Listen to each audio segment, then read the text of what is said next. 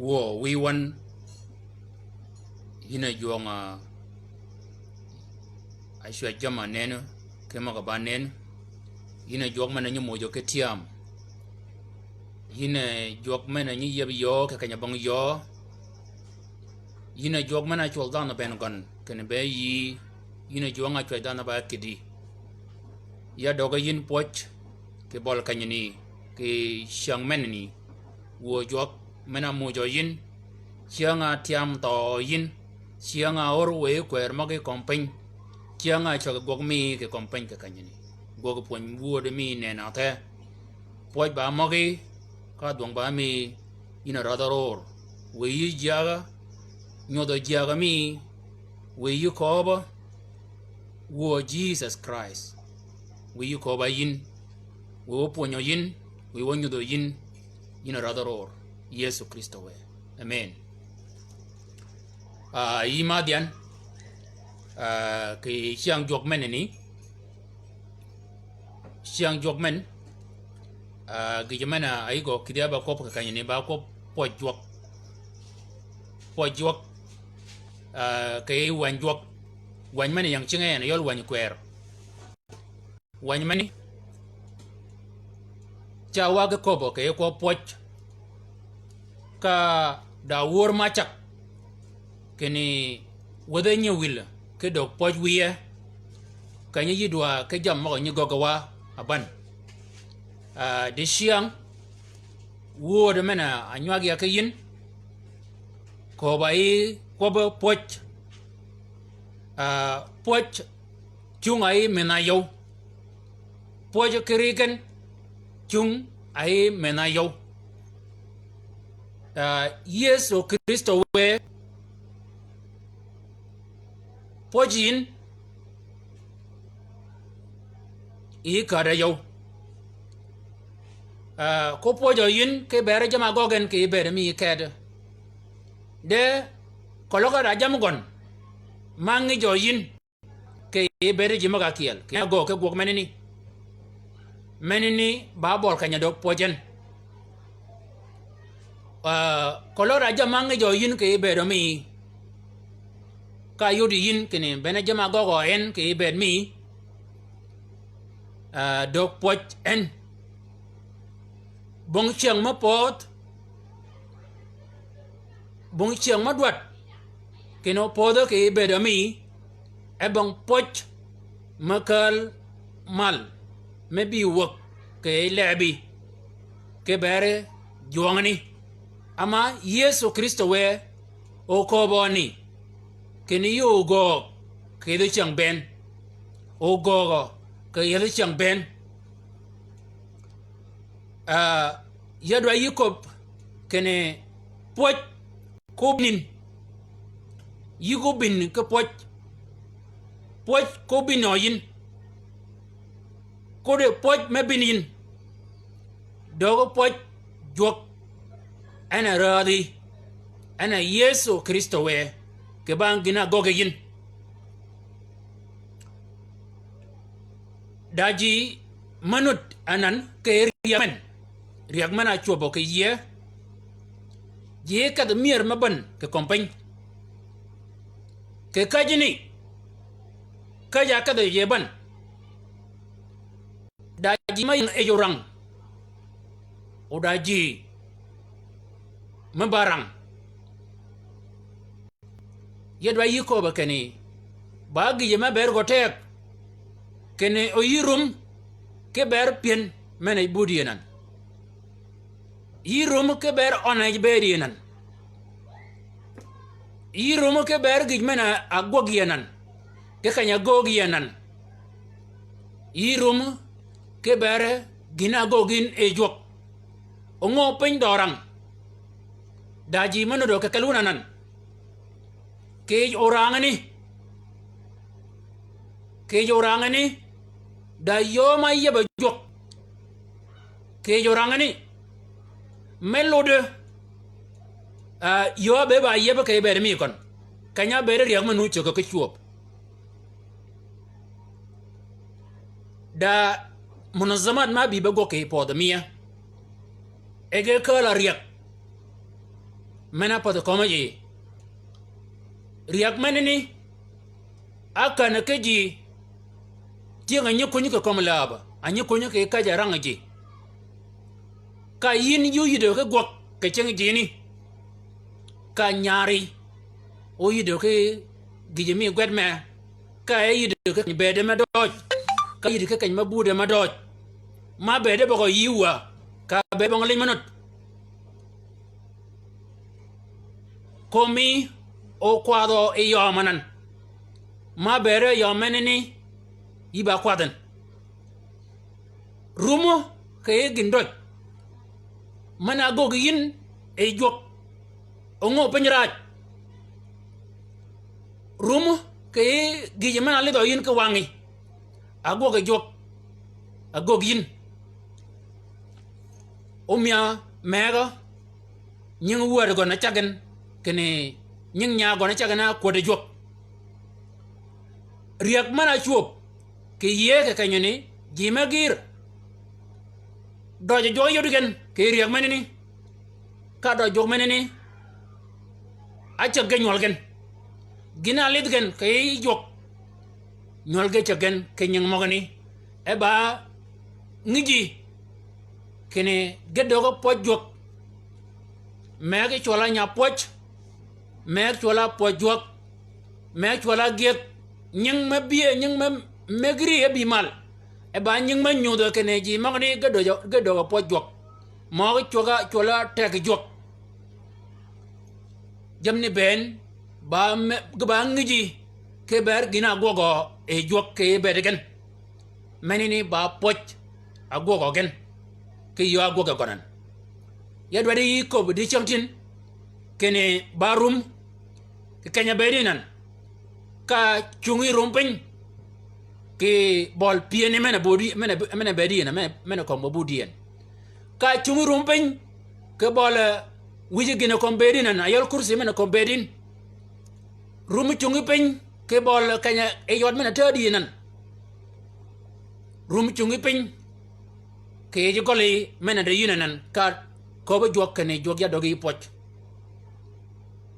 ke ba kene ke dier ya kwayin ke ba kene ke dier yi gogo ke kipen ke ber mia ongo orang aber duong shar ya dogi poch ba gi mado jogin ke ba kene ya poch ke ber mi poch ke ber mi poch ni mi de jam poch chiga kalo e poch jam poch chiga kalo e poch kologo e oponyo yin ke dog poch jok kologo e oponyin ko gogo ba bedi jam awi yin o jok pojin jam magni gacha lugo bangi kile chang ben ke pakeni jok o gogo kile chang ben wor mana worwa alingwaen wor manini bakane una nyemya kwanywa jamalenye kwanywa jamalenye wa wadode tiam poje ben mena no do kay wan aba gwede kay wan kwer mena yang cingen baji ma de jamma chungo ke bolgen jamma gir numa chungo bolgen kage tiam mena tiam gen ke bang tiam menini ana ko ga jok ni wo ya doga yin pot ke bang menini ya do yiko bida mena ade gijmena chungo boli ade kidmena chungo boli ade gijmena anena yin ke na duong ka komienan jok ba me ke yite gipen ka ke bang gijmena ni jong ni ba men dogi pot ba men o pojo yin ke gijmena kide be gogin menini ba gijmak kid ba go jok benegina ko ba yin ke kanyani ke ba kene wor menini awor ke bang ka bere kene ngana wor ni acha rang ku wan ke ko ba tiam yu tiamo ke gijemana chungo boli o tiamo yin ke rete mena megin e jogi ana Yesu Kristo we o tiam yin ya cha yiko kene gijmana chungo boli yin o tiam yin tega mana tiam yin tega menini megi yin ingana nyamu yo ketiam jong nyamu yo ketiam ayol Yesu Kristo we kadogon ena ko bo kene kologi yatok bongi ma chulo luanga ko go yun ana ngadian en kadogon angadian ken eno chugi yin ke kon ene kadogon onangi yin ketiam e kadogon o go meneni da ci je mena ci yin ke bol kanyani ba kene ketial mal poj ko bino yin riogen lide bereji da jam mago ge jok mago ge ji mogo ke budi ji ma bere wa e bere gen nganyo yin ji ma bere wa yo mena nyoko bugan nganyin o de shamtin yo mena ko bugan ban ke yo ko ge wa gina go ge wa ban ke gina go ge de shamtin kaja bere gen anan ban ke kaja bere ge wa jam doji kolo yuru ma kay dam man ya burien yiko jete ke ge ma do poj jok yiko jete ke ge kel ma ko bu jok ne jok ya dogi poj ke bare da na man ni da ge ma gogo yin ke bere me ba ge ma ber go tek e bere poj ke bere mi karuma mana ba riogen dagen nyili bere mi nyili bere mi kanga beri no chika de pien barum ke jama go jok ago gine jok ko ba ku alingo yin ke piewi kaja chal yin ke yeda chali ben kai rumo ke gi jama go jok ago gi jok e changni ka jok do poj ke kanyini jamne gana dak ko logo go yin uli do yin kene da jamo kal mal e jok ma bere ku joyin wanya mena chola wanya Daniel wanya nyala chola Daniel ana igon oku kerang Daniel nganya wa kene badan ma chola jok bol kanya chola jok abede bariya kanut ke wangani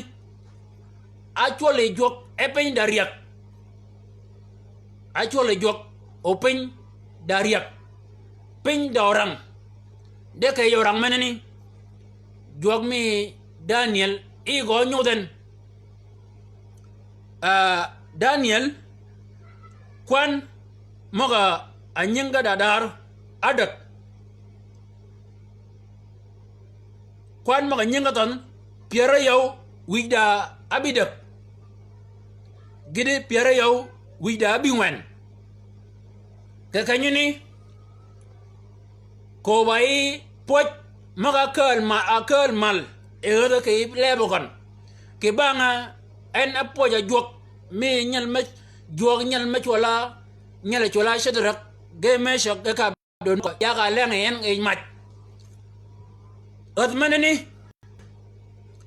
ya ga dok go leng en e mat ama ya ga ni ge dalo derigen jok mana gogen o mogni ge nyara ngoyin ke wancani de ge mana ko bi ayini akali akanyini ba poch mena abimal ke pio jalni edo poch jogi yagni bo poch jogi yagni ke ber gina go jongani ke ber yagni wena kom yatini kene poch chungay mena yow mena yang mal ba gina go jok ke bedi mena kiel ba na go jok ke beri jima kiel jalani ayol rod maneni ayol ne bo khas nasar maneni ba kene jok ali de en e gogo ke gog ma duong shar ke bangon e bang mogon akobe rod maneni kene joga shadrak ge meshak ge amdenogo ba jok me miro ko po jok meni ba pojo kiya tabarik ila shadrak wa meshak wa abdenogo ke banga ke ba kana jok meneni awono ke we wur meogon ka bangon maga jang rigon ayelo e we wur magni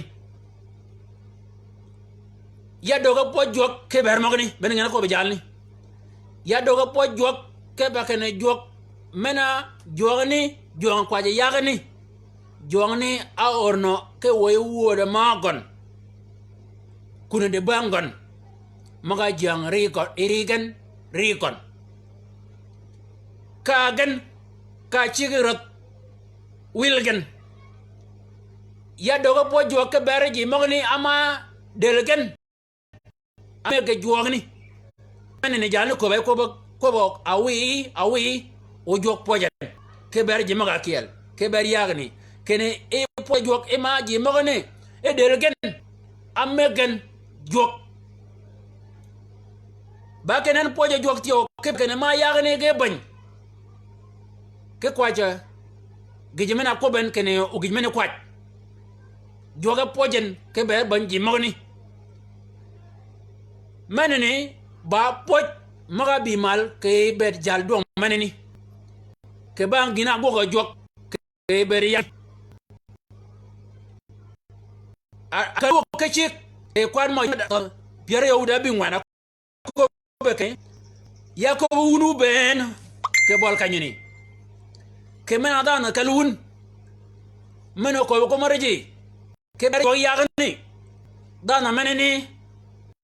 ngola ngol e badul o golgon o gogian e ba wijikush mana nyele ngo kijam keba kane jog yagni bong jog mega ma paraken jani o ko ke is laysa ilahun akhar yastati an yunajjiha akhaza bong jog mek kede jog yagni bong jog mek bene jog mena do pojo jalni poj ado ga jog ke banga gijo mena gogo e jog ke beri yagni yaga aleng yen mach gije mena wi o jog pojen ke ba kene ceng jog tega jok ali den ke kom yagni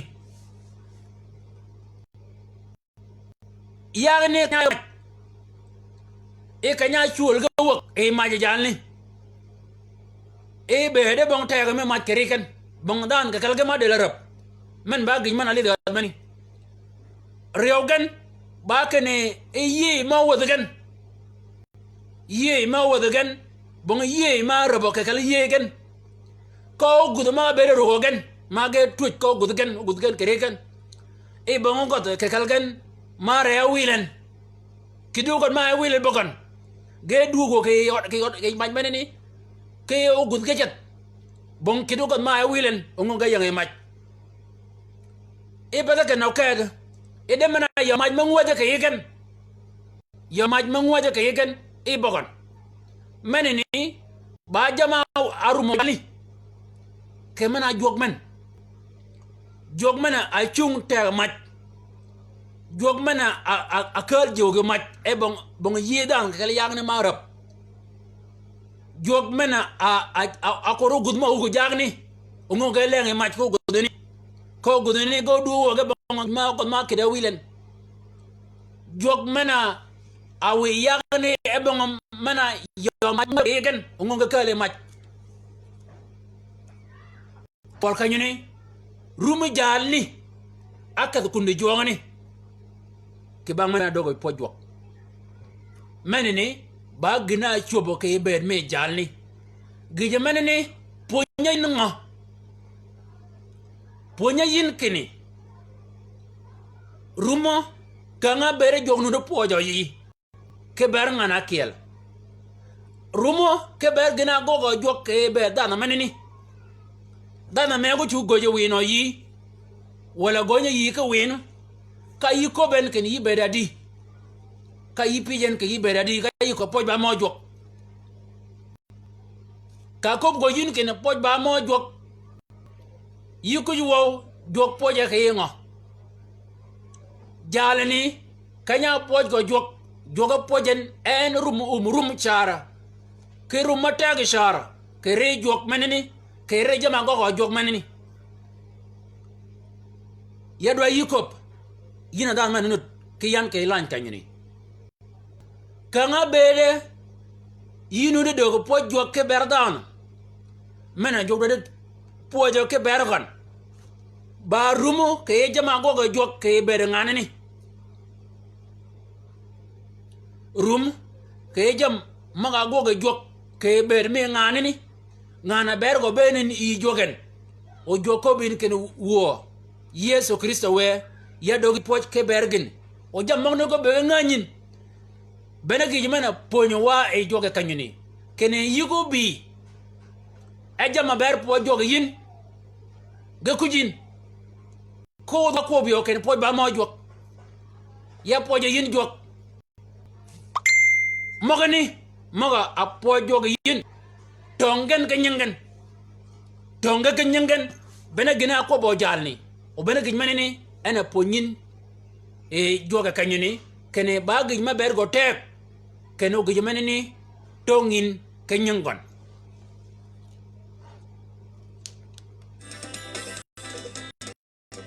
pero ronga choi ba kwer en wa pere kom ganu den normal ge pin ada do ben kama ronga ke do je kiet chang ben we malwa ni jonga pet ke tek jonga pet jonga mat me ida ter malwa ni wiye pere tek kom jam ben yamali jonga pere ke tek yamali jonga pere ke jonga oyine yamali jonga pere ke tek yamali jonga pere ke yamali jonga pere ke tek yamali wiye pere ke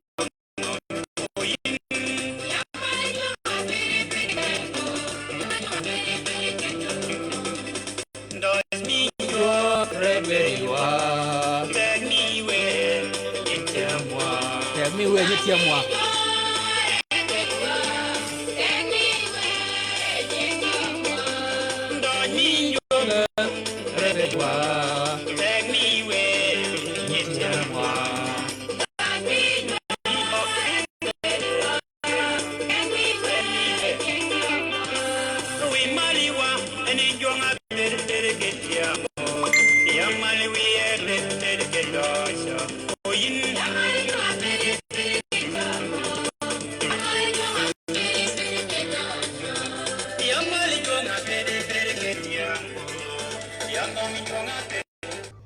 barum ke yagani yaga bergen apo jok eut manini kanyarum gebe no e match apo me bere dingo adoge jok manini ana ba riogen riyo poch kene yin kere rumo ke jama gogine da yikal wankak ne kanya ko be chol kene da wankak da yadi yet makal yin kayiko ke mana jokere ana kalewa jokere ana konyan yagne barumo ke regen ge chulo ke match kaga beno ke match meneni kage link yudigen kene jala lenga e match jalni tego ko pojok jala lenga e match meneni ke bol kanyuni a tego ko pojok pada ke no kede de jalni akano ke chik ke mana nganu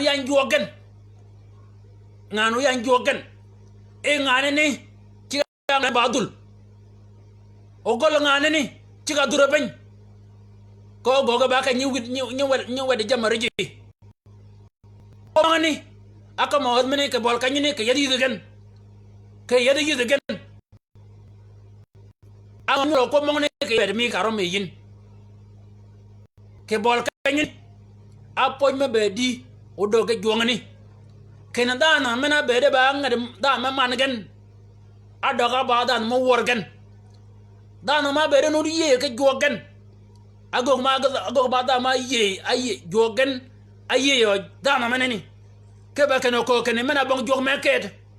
is lesa ila un akhar al jagni ling kene oda meneni ko bong jog me ket da jogen ke kanyini yagni jokere ci ñegen ko pocho ke ber ot manani ama jongni kere e go ñuden e ganani manani benegina ay go biar kene mana pojok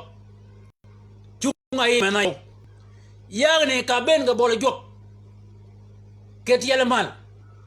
jok ci ga pojo gen ke ba mana go de kere ayye kene jokere ot menene ye ke mena ngana jar ko jongani ye jongani oda ye kene jogba yedi oda ye kene jogba yedi o kitiel mal ot mene bere no ye ako kene amena ngo o yelun kenga amena ngo o yelun kenga bene gijimena ako ko ba menene de anan rumo gana wilen kenda jongo ba yede ko mogni kalinga yagni kene jara ko batin kene amen ngo yel o yel gen e jingon jalni nan rum gona wilen pade rum gona wilen da ke da ko be joka e yen ba yedi adoga jalni akanu kachi mo ko kene jog mi gen bada wor jog mi gan wada wor yagne ka lingen ke gina gogo jog ke bere jalni ke bol kan gijamane ni yegen o gabi gan i jog o ko gan kene wo ba yina do go poch ke pa kene e nyu do yin e nyu din dana maneni e nyu dien ke dier e nyu dien jalni yuden kene e bong jog me ke paro ke yin manini ba poch mako doge jog ke bere jalni wili jogni ke beru ma jalni ma wilo jogni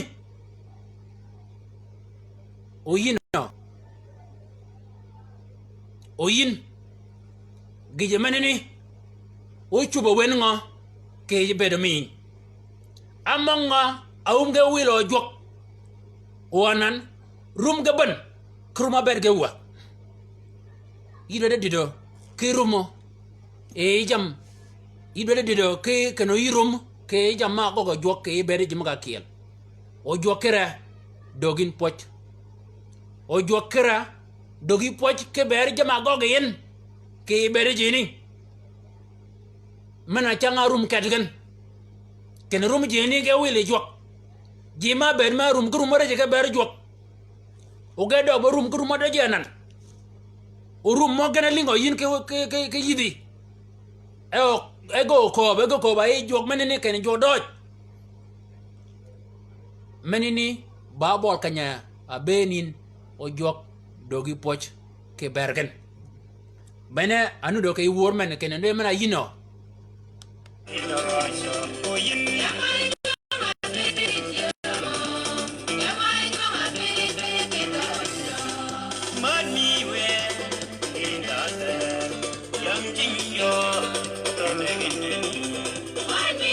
mad me we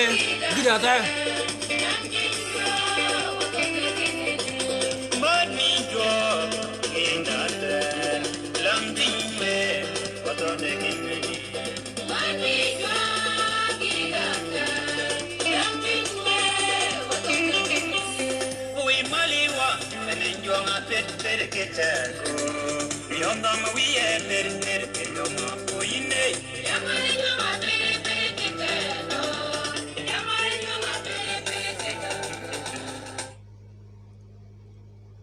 menini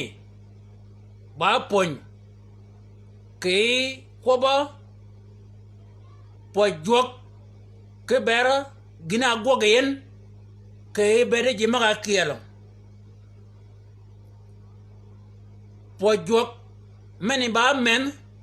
mena kobo ke gi mena gogo jok ke bere ngana kielo ke wutu nga kielo po jok ke gina gogo en ke bere mi gina gogen ke bedo mi bagi jama ber go tek kene o bere no do ke bed mi yina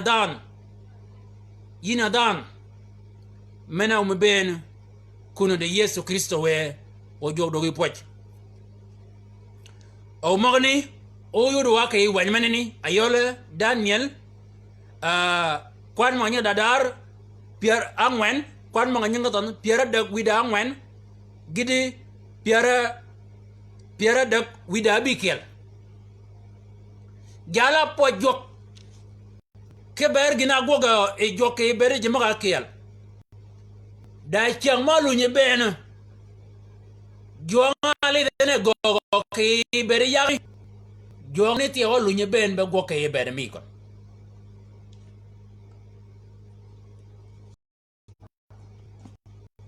jonga pojen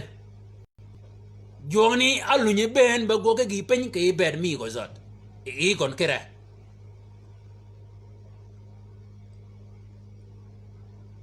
da gi ma chup jalle ber bada ma tingre ka ko be Daniel kenayin dogre pen jog ba jog me bere menye bere pi ba me ke bere ji ma ko tingri ken jog na chuach jog no abet yalni abede da tingro ke ber mi kon ke tingro menene chay jog bi kom gon e ka chied wok chi asiet pal jog asiet pal e law abede ba ka chied wok e law menene ka kide pal gijemana kanya chiedi ke kunini ke kunini ka chamo ke lum ne ke chamo wada ke ni chamo wada ke lum ke kayanga wak ka chiedi minigon au wile jok adok ayeda piu mi lay adok ayeda piu mi wak mana chamo lum lay man piu mi lay mana chamo lum piu gon ai chik ke jamon ni chamo dan o piu gon ai yeb ke jamon chamo lay adok ke kanyuni e chamo lum ba ko ba kane wa akala al-shop kathiran tiao ke bol kanyini ba kene luok manu de ye ben luok ba toj ana nyibil delgon ayanga wangani wa ibtala jasadahu jisimahu binada sama yo yegon ka yegon gacha bar ni ye cho ayanga wangani ka kongolwed gon gacha bar ni kongolwed win menani ba gije mena ay go kidi jok kanya chedi jok kekaleji o joga bede da cham ma ci ben kene o chamoni bedo jalni kunini elaw ka buriji e chama lum da cham ma ci bo jok en ba lok rumogon bogon e chamoni kanya tumgen قال وعند انتهاء الأيام أنا نبوخس رفعت عيني إلى السماء جنا كون ينك جوك وانغو نلقى كندي جوك وانغو لقى مال كنيا لقى وانغو مال جوك منا يليدن روم غنا دوغي جوك وانغو نلقى مال كروم غن دوغي جوك كبول كنيني ka jok chag yen kelech وباركت علي وصبحت وعمدت الحي الى الابد جوك من با جوك من نين جوك نين كده تا باكن جوني جول لجن كبانغا كبكني اما كني تاغا مي جوني با تاغا منو كيدرون بن الذي سلطانه سلطان عبدي تاغون كجي اغميغون بونغ تشوغون ولا اغميغون بونغين مدربين رو الى اغمي جوك ادا بمو كاي اغمي جوك كن جوغي دا لا ولا اغميغون با لا بالو ngatiam كبكني جوغ منني جوغني انا غان انا جام بين كبولغون جام موني وارك جام بون برغن وأصبت جميع سكان الأرض كلا شيء كاي كو كمنا جوغني كره كاي غوغ جن ودن انا نيغوغن كاي جي مغا توجن اوكي جام مغا توجاتيو اي جوغني نيغوغا جمنا ادودن وهو يفعل كما يشاء في جند السماء وسكان الأرض ولا يوجد من يمنع يده أو يقول له ماذا تفعل باكن اي جوغني ادو كوباي جوغني نان باكن منا جوكرا كا غوغا غيبن بوندا ملون ككيت وبوندا ملون بيج كنا بونغا غوغين بارو كوب كان جوغنا بني باج انا دي كوب نوت كاي وور كان جوك امنا نيتيني جوك با نيتين كاي وور من ني وور وا كان جوك با تين جوك با تين كا كوب ke bor kani joga pijo joga apojo jalni ke bang gina gogo joke bere gon gina gogo e joga ke kanyone atini abere jok ci pojen ke bar gina gogo joke bere jimaga kiel o ke kanyone adoke en poja jok gina gogo jok ke bere me ke ba e ke kanyone akoben كene جوك منني باي الذي كل اعماله حق جما نيغوغا نيغوغا بن جما نيغوغا جوغني بن با دير او يدغون داتيرو كي يدموغون با جوك مي يدغون بوبوت اكو بن كيچن كمنا جوغني كرا ngana nyechada ke tingro e jog menene dana ngana tira ni doga pen jog apojen ke pakene abere bada matingre gon joga pojen ke pako batingro men bere no do ke bere mi gon o tingro men ni aduru ge jogani ana ga ko be kayni wa min yaslak bil kibriya fa huwa qadirun an yuzillahu mana en abere bada tingre ayudi en ken ke tingro mi go men ni joga bi ka mi de jone pen pada pen ka de gon e ka ke de wak ka e kiamo kelum ke ba kane bong at manya kiamo kelum bong dan manya kiamo kelum bong at manya wi o ko ngol gon ge bargen e ga ba yet bong at manya wi ke wangani o yi gon ge ngenye gen e ga ba tiet ayodi yen kene abe ke wangani bong at manya bed e ba lok de yude yen kene mana bed e wak e ba lok yi wi gona ngeng ko ngol gona abar o gud marugan bogan adok kunini kene chamalum kanyarumen kere juangani ayude ken mana jog menene yeda ta ga kom jam ben ma chojen yeda ta ga kom jam ben ma chojen ke ba ken ma en tiyo kera kanya be wan abeda kele lay o lay ke itim do kun manut uda ngu manut uda kwaj manut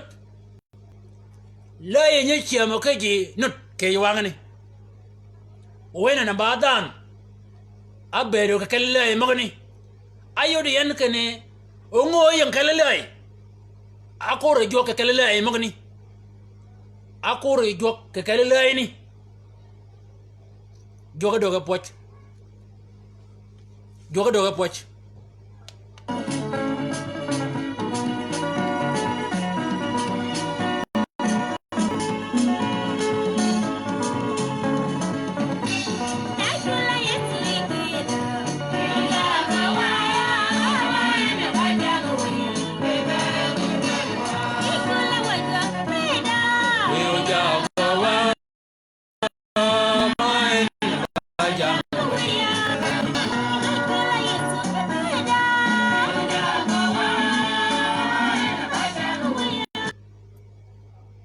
kanyu ni jok kere ay chulen ke bedogon ama enu kobani فالآن أنا نبوخس أصبه وعازم وعامد ملك السماء من أيانا يول نبوخس دي شانتين لكن يو دوم جوك وجوك لين أنا يول رد من yang mal en ke bol kanyuni ayye ken da manut o men ni ba ga gon o abere ke kanya bere ba da matingre e goro men ken ena ba ana yire la bong dan me ke de bong jog me manut de nan ayye ken mena jog kira ana ba ga gon ayye ken da me manut o men ni ba ga gon nini ba adu kora ye ke na chwa jama nen ke ma ba nen mena como e Daniel ke ena ba adur Daniel akob kene da ma ba adur manu ko ben yiga da menene ana nyingon tola Yesu Kristo we menene ba poch maga doge jalni jok o oyin jalni abedo ke kele lay abedo ke kele mur abedo ke kele ton abedo ke kele kwach abedo ke kele lay mon anya kemo ke ben de ko ro daji me bergen ba bedo lay ni o mana yin kiri yi kuro jok juang ni kere ba dogi poch ba pojo yin ke ginya gogen yi kuren mena lebe kuren dele kuren oto de magani oto de mag nyenyak gina poto chengen kago ko kaga gen ke gen yi koro jo ka kaloton yi koro jo ka kalamur yi koro e jo ka kala kwach yi koro jo ka kale le magarije ben di maga yigede bet mena wom ka bede leni yi koro jo kara yi ko ka yi tuwo joni ba dogi poj jalni yomugon angwach de kashan yomana bere ngwajo kirikon yomne lugo ko jok o yinan de shantin badi kayin o guduma o yuwa abere wo ban pi login de shantin yu logo ko pi anga gogin jogo dogi poj ke ba kan jalni abere ba e ba toj ana nyibil delegon bena gina chup ko ber jalni o yina bere di kayin de chantin abere ba won ba buden ke ba yanga wak budu ka leni lay ba ngodo yigen abere kany mo budu bakon bongi me kon buden ka doge jok ka nenge jok ke pien me jo buden a doge jok a kale jok kongol wedi gona yek balet kongol wedi na badi ngo kongol wedi magi badi ge wum ga mana bedi warwa ere joga ba pojigen joga ba pojike ber kongol wedi ni maga yedan maga anene nga miri ki chengenan joga ba pojike ber kongol wedi kerken ke bagane jalni kongol wedi yet kongol wedi go pil ka genen karu ko gudula o mana yino o guduginan jo babu do poje beru gudum ngani pada kana oked gije mana yodo jalni baate e wa izdad li azamatun kathira yo mana bede maroji yo mana bede woroji yo menene amed gijmenene medo jok ayidi ke wad mangen mabiye madal ling mogon yi bede magi be ling wanan magi go ling ko ba komi be wor wanan go wor yi bede bangi ma do ki nanan gine ga be bogon jo ba poji ke ber mangni ji ma do ki nanan joba pojin ken keba ken jalni ana komen ke kwan piera de wida bikel wa fi zalika alwaqt raja ilayya aqli wa aada ilayya jalal mamlakati wa majdi wa ba'i wa talabani mushiri wa uzmai wa tasabbata ala mamlakati bakane gologon ila mi gon ya timi jok kay chu kom tel gon ela ga mi gon ka ji ma nyi dan ne ngo ko mo doji e ji ne ga bido ben ye anan da ji ma nyabi yi man wada kene ga ko nya yin krum jo ga poji ke ber ma ngani yi nyi go ko win e dano mena yin kay ko ben kene mena dagij ma chung ke bola dagij ma dalia ken kay yudin ken dana manene bare rumo ke yi jog ba pojo ber mangani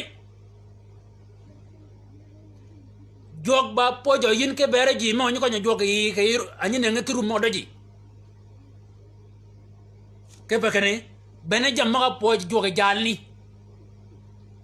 ke bere jama goge jok golli mena chungo kom tiel goen jal ne ko kene jok pojen ke ber gol gon mena do chu ko tiel gon ke be kene kanya chedi kalmane pot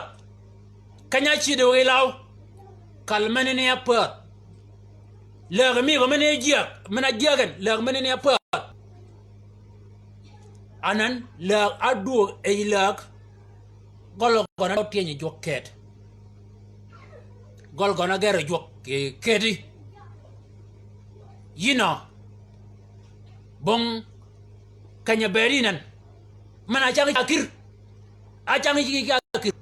e ba okir mi ngan mek ngi nyamena megi jo mena kir kanyini jo po yike bergo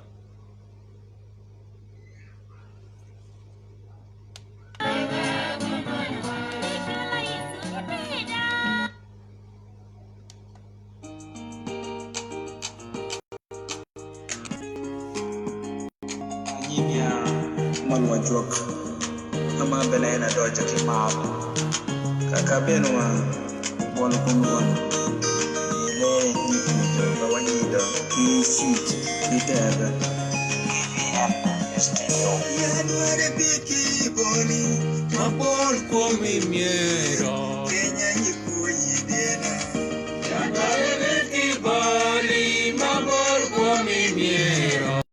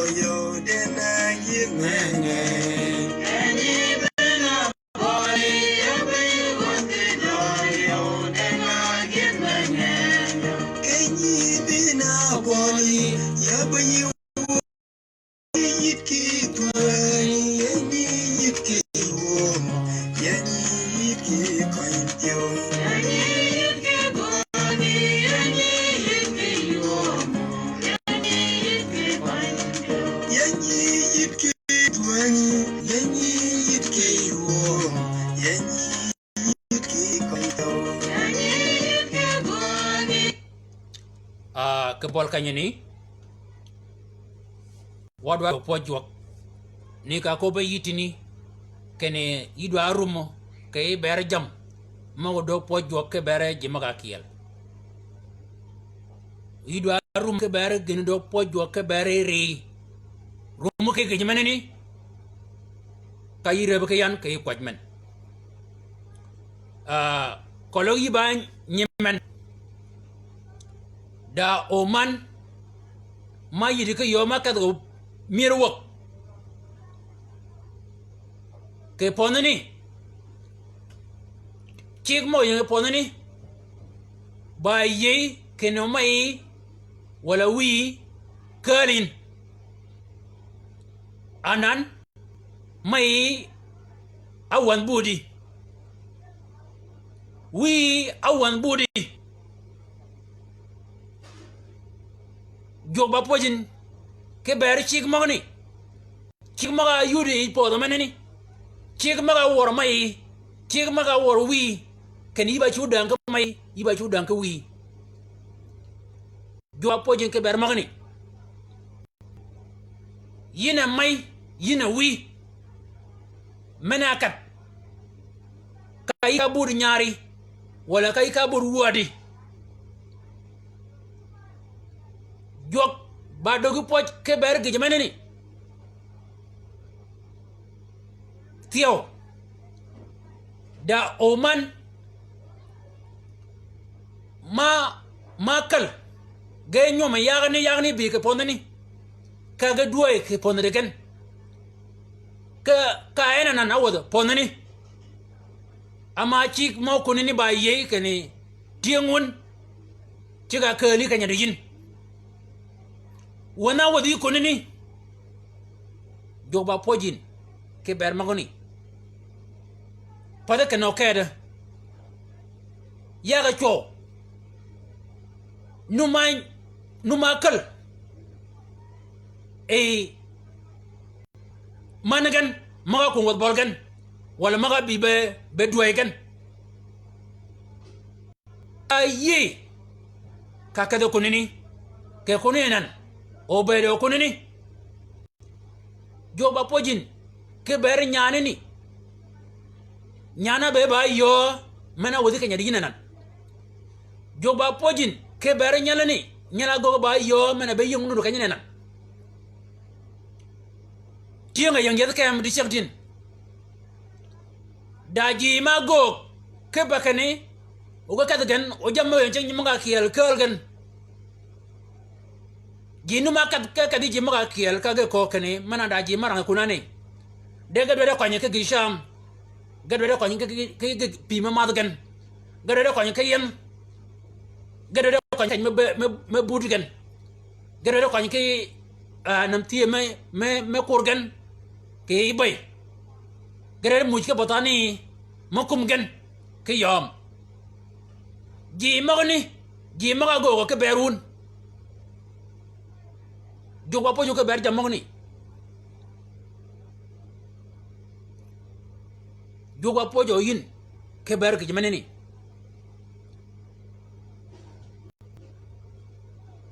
wo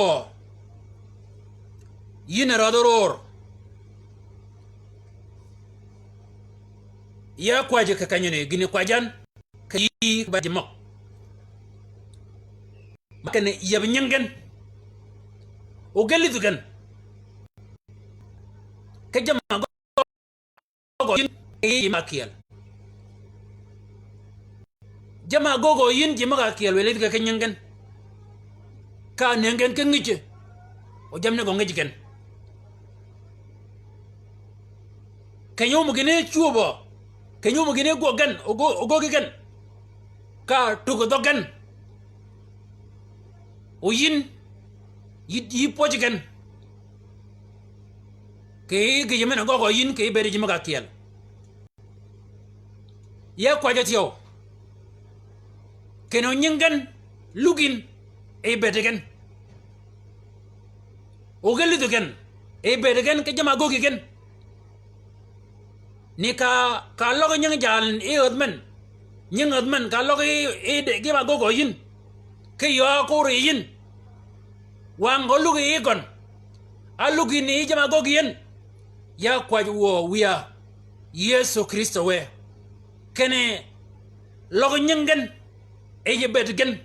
da jam ma go gen ma ngany o jam mo ni adalo kene no gen ke bange jamore maga akal ngat man a gen jam mo raji ma go gin ya kwaj wo wiya yeb nyingen ne ka yeb nyingat man ka e mai duong ka maj ka luong en lidu ji mo chet ke maj ongo maj ka liele na duong gina yang tunga kiel ba chulit de mana en kera ke banga berken yike di ay bangon dilen ke maj ke chach ya kwaj wo wiya ba ken yeb nying ji mo ba chik abane ne jam go yin ke bedgen yeb nyingen yin radoror Yesu Kristo we ka to dogen wi doge poch ke berjam maga nyudiken wo rada ya kwach wo ke bereji maga nunanan a nan ke ne we gijman tum o goge ke poch ke golgon we gijman go gine go go jodo ya kwaj wo jo ke bereji maga bin poch tim tenyerum gen ke bakene nyala yelo yin ya ga yele ke ba piar kanya du yiko kene ya da bi ngani akun yido de ke yide poje bol kanyuni bol kanya gogo yin ben bol kanya pojin ya kwaj wo wiya ke bereji maga ke bin ke poch wen mana uj gen e men a ko gan kene jogo poje changane o poje duayani ya kwaje kene patagen wo Yesu Kristo we e uj manani ka nge pio me poch gina radoror Yesu Kristo we bana gejmana choli ayi ke shang manani ber nyigi ben maga berge kwajen we yo nyodo yin ke gina gogo yin ke bedegen uyu pojan wo rada ye wanga ke jam ma gogo yin ke bedegen uyu doga poch ye wanga ke jam ma gogo yin ke bedemia uyu doga poch yin rada ror ya kwach ke bereji maga apet ke benya bere medo ka de jeme po jok ya kwaj wo wiya kene wi nyinga ye boyin ke pe ben gina ponyi won kene wodo de bet ke chang ben ada poch makal mabi wok ke le bon mako boyin konyigan ye nyingen ke ko poch podegan ke jama gogin podegan ke jama gogo yin ke jima ga kiel podegan ke jama gogi agogin ke rigan e gogi jima ga kiel podegan wo Yesu Kristo we uyu pochgen podegan ke jama gogo jima kiel e gogi gan jima ga kiel tio podegan ke jama gogo yin radoror ya kwaj wo wiya kebere ji moga tingrigen bene ginali de meneni kene ngani nyatingre ni duogo yin pen o bene mogni akobi abenin kene ngani nyatingre mal ba menu duogi pen gad meneni ba ayu den kene wo ya kwaj kebere ya kene nenyan kebe me duogo ro pen kaya kwaj kebere ni mia ben kene we bero mi bere me duogo ro pen we nene ke bere mi won ke gog mana megi won ke wor ma wor won ke pon mana pon won ke kwaj mana kwaj won ke gog mana gog won we bere ro do ro pin ne ke bere mi won le Yesu Kristo we amen poj ba mo gon ka dong ba mi gon wo chunga kai ni washing it kedi ke chang mo bole ke rete ga mi Yesu Kristo we ko ra dan mo do wor e ke wor ma ka len wor men ore yin ko lo ko cholin gedu gono bedo ke yin